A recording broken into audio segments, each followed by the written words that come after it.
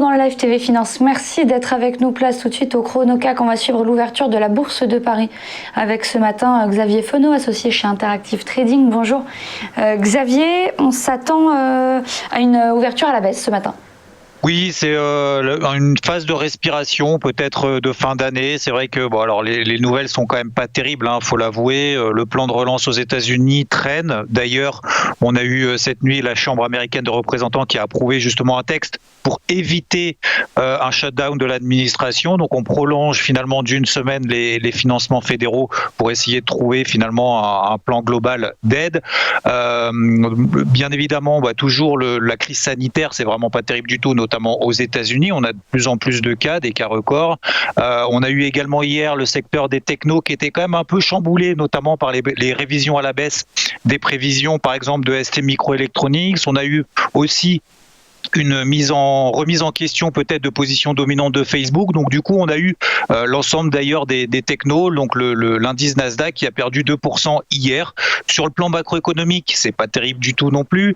C'est très la semaine dernière, on a vu le chômage aux États-Unis qui était quand même nettement inférieur aux attentes. Le marché n'y a pas prêté attention.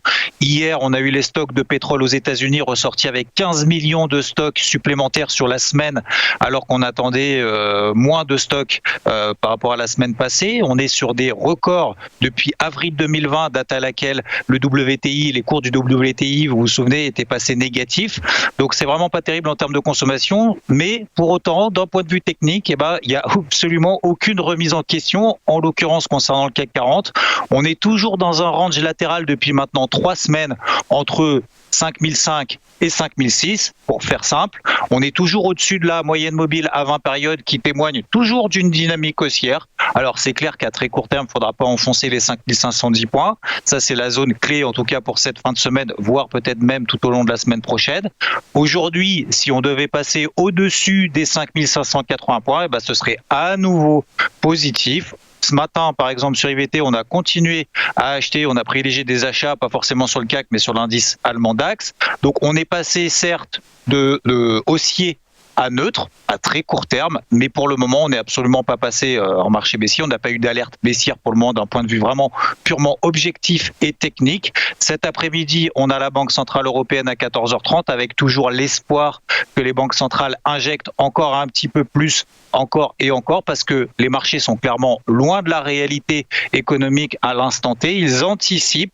Maintenant, il va falloir quand même un peu de concret pour être encore plus positif que ce qu'on est déjà. En tout cas, pour le moment, donc on est dans un statu quo. Alors, le CAC, là d'ailleurs, il est à plus 0,3%. L'indice allemand DAX est également positif. Alors oui, voilà, il y a quelques petits ajustements qu'on fait en fonction des news. Encore une fois, l'actualité finalement tourne simplement autour du Covid, autour du vaccin.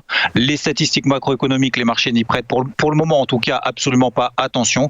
Donc voilà, on a un petit biais neutre, mais pour autant, on va essayer en tout cas de continuer à privilégier les achats tant que les grosses zones d'alerte ne sont pas enfoncées. Sur le CAC, c'est 5510 points à très court terme, 5450 points dans une optique un petit peu plus longue, et à moyen terme, encore une fois, je rappelle, c'est 5200 points, c'est 50% de retracement de la bougie vaccin, donc de Pfizer, de cette grosse impulsion haussière qu'on avait eue le 9 novembre. Voilà, donc on va continuer dans cet esprit-là. Si on dépassait au-dessus des 5580 points, par contre, toute la petite frayeur qu'on a eue hier, finalement, c'était encore une fois une fausse alerte.